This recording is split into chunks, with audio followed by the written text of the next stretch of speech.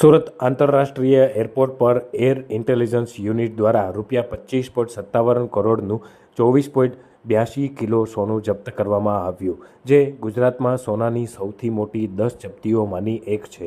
આ દાણચોરીનું સોનું pant, undergarment, handbag અને ફૂટવેરમાં કુશળતાપૂર્વક છુપાવવામાં આવ્યું હતું.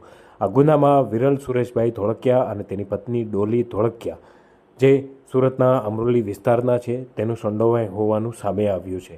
નવાઈની વાત એ છે કે એરપોર્ટ પરથી દાણચોરી CIFF દ્વારા પકડી પાડવામાં આવી હતી અને કસ્ટમ વિભાગ ઊંઘતા ઝડપાયું હતું. કસ્ટમની તપાસ અને કોર્ટની કાનૂની પ્રક્રિયા પૂર્ણ થયા બાદ ED અને DRIની ટીમ પણ આ મામલે તપાસમાં જોડાશે, જે મની લોન્ડરિંગ અને હવાલા કૌભાંડનો પર્દાફાશ પણ કરી શકે.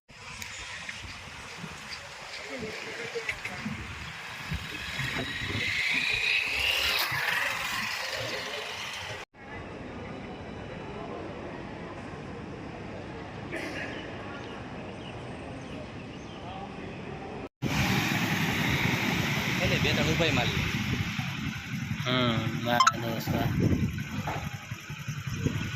સુરત ઇન્ટરનેશનલ એરપોર્ટ લખેલું ન આવે. તારી પાસે હશે એ ખાલી છે ને સુરત એરપોર્ટ.